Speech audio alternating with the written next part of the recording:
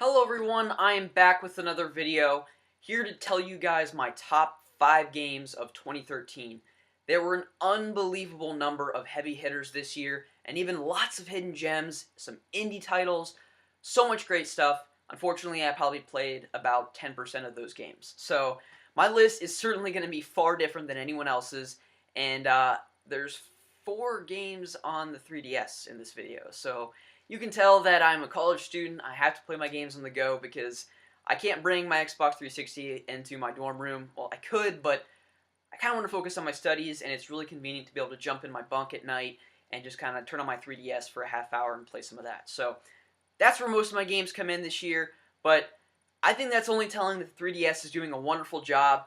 Both Nintendo and so many third parties are just putting out some unbelievable games on the 3DS. So let's go ahead and get started. The very first game on my list I probably never would have played, heard of, or looked into if it wasn't for YouTube and just the gaming community, especially the Another Gaming Podcast Facebook chat. Just a lot of great people in there with some really unique tastes in games, especially, Mike Aerodynamish, one of my favorite channels here on YouTube. He recommends this game. He's a very big fan of this series, and that is Etrian Odyssey. And this is a roguelike, first-person dungeon crawler. Etrian Odyssey 4, Legends of the Titan. Just really like no other RPG I've ever played. Certainly grind-heavy. It is definitely not for everyone. You can download the demo to really see if this is a game for you. But it's really just one of the... I don't even know. It is just so grind-heavy and just a great emphasis on, leveling up your character, and really the incentive to keep playing is to rack up a bunch of cash, go back to the merchant, and just buy that new armor, that new weapon, and then just keep pushing through these dungeons, because that's really all this game is. It's rinse and repeat. But I think that's what makes it so fun. That's why I love the Dragon Quest games, because it's really just their simplicity and that repetitiveness and that expectation that you can pick it up and you know that you're getting into the same thing every single time. And that's what I love about this game. The music is great, the graphics are nice, and it isn't too challenging. The earlier entries in the Etrian Odyssey series were brutally difficult, but this has a kind of a newcomer-friendly difficulty setting, so it's really a great entry to pick up, if you've never played a game in the series. Although I encourage you to almost pick up the Millennium Girl, my friend Chance. He's obsessed with that game. It's his favorite game on the 3DS, because that actually has a very specific story, and it's much, much shorter than this. This could take you upwards of 70 to 80 hours before you see the ending. I believe Millennium Girl is a 30 to 40 hour game, so definitely look into that. And if you can, get the soundtrack, because the soundtrack to these games is really, really just superb. It's great stuff. Number 4 on my list, I'm not going to go too into depth just because it really doesn't need much explanation. That is Animal Crossing New Leaf. I'd never played any previous games in the series, bar the DS version, Wild World. I just couldn't get into that for whatever reason. But Animal Crossing New Leaf takes everything that previous installments probably did right and just makes them so much better. And just so streamlined. I don't know, I just think it's so much fun and just so easy to pick up and play for literally 5 to 10 minutes a day.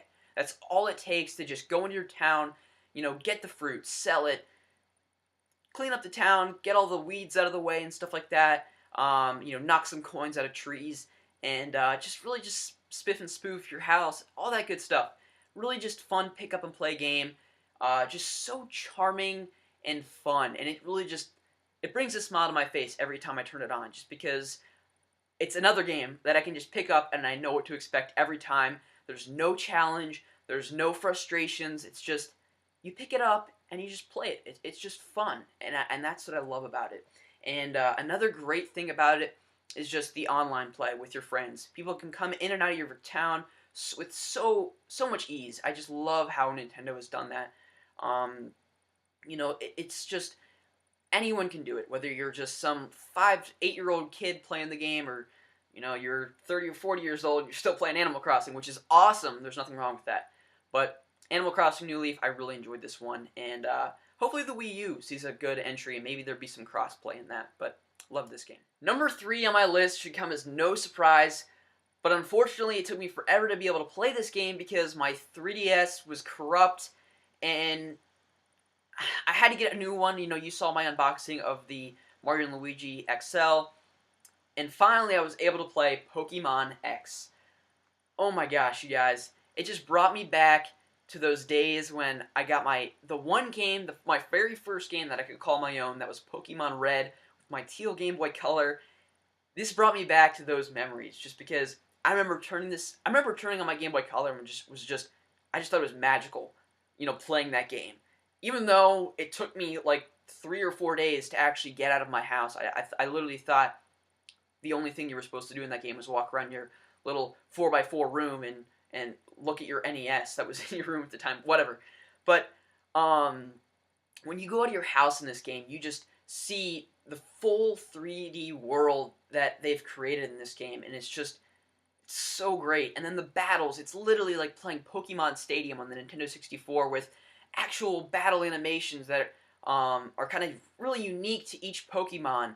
And the experience share in this is just one of the best additions to the game I've seen possibly ever. And not only that, but when you catch Pokemon, you still get experience points. It's just, they've streamlined everything in this game that they could have.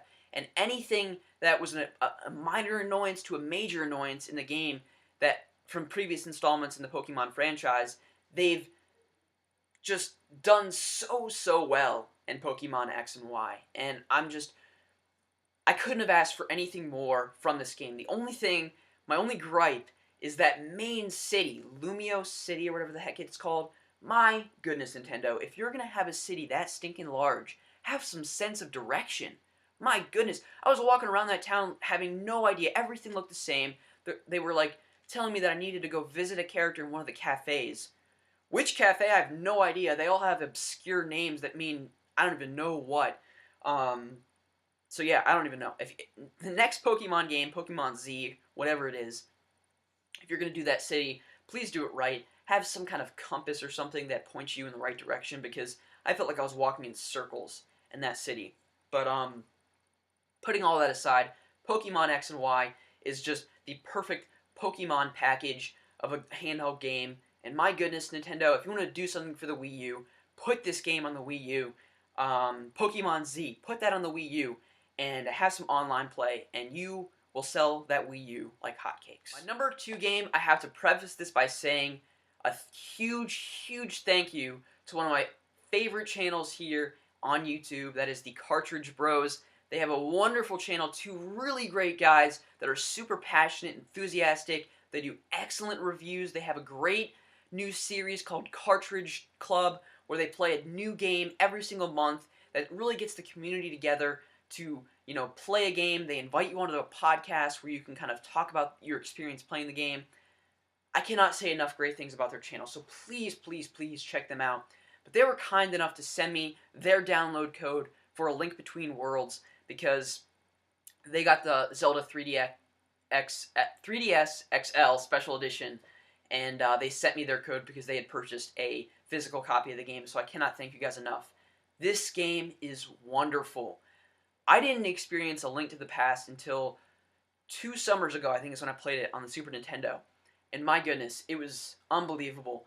I think what stood out to me most was the music and just the colors on screen, because it was just such a beautiful looking game, and musically it was just wonderfully composed. I just love the soundtrack to that game. And Link Between Worlds, I was about to grab a copy, but I don't have one, is just no different. And if anything, it is so far much better than its predecessor. And while the overworld looks the same for the most part, the dungeons are completely redone, and the puzzle solving, while pretty easy, I kind of like that, because I can kind of just go through the game with really no annoyances, no frustrations. I can just play the game, still be challenged a bit, and just enjoy the experience, just to take it all in. You know, it's just so awesome. And I just really love what they've done with the merge ability, where you can literally sink back into the wall, and you're like this little drawing of Link, and you can kind of just like move side to side. And they've integrated that so well into the dungeon puzzle solving. it's just a masterpiece of a game, and it deserves all the praise that it's gotten. And that's why it makes number 2 on my list. I cannot wait to play this game to its completion. Now, number 1 on my list came as a huge surprise. I was not expecting to play this game, but someone had reached out to me on Game Teasy, and I received this through a trade. And my number 1 game of 2013 is Tomb Raider. Now, I recently watched Combat Kid's game pickups video, and his thoughts literally mirror mine. He thought that there was really no game that could really take that spot of Uncharted 2 for him, or kind of, you know, mimic that experience that he had. But Tomb Raider, for me personally, has.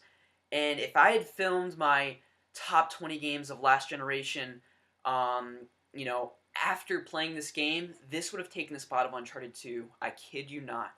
It just does survival so well. It puts you just in these huge environments for you to just freely explore, which I loved so much. And I've literally gone through and explored every nook and cranny of this game. I've gone back and collected all of like the GPS cache things that you can collect, the relics, the documents, everything. In Uncharted 2, I felt no incentive to do that. But in Tomb Raider, I have done that. Because they have these, you know, optional side missions that you can do. They have these hidden tombs that you go into. And in each one, there's like these little small, unique puzzles that you have to solve in order to find that hidden treasure chest. And you open it up, and it's just such a great feeling of accomplishment when you open that. And I love it. And the story itself is just so well told. Lara is just one of the greatest, you know, protagonists in a game that I've ever seen. And, you know, Comeback Kid touched on this. You know, a lot of females, especially female leads in games, are just so overly sexualized. If you look at Bayonetta and Lollipop Chainsaw, and, you know, just a few of these other games.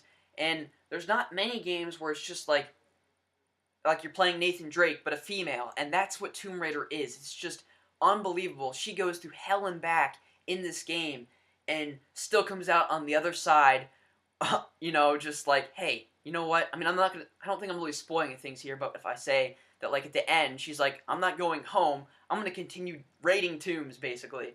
So yeah, it's just so much fun, and just, the story is great.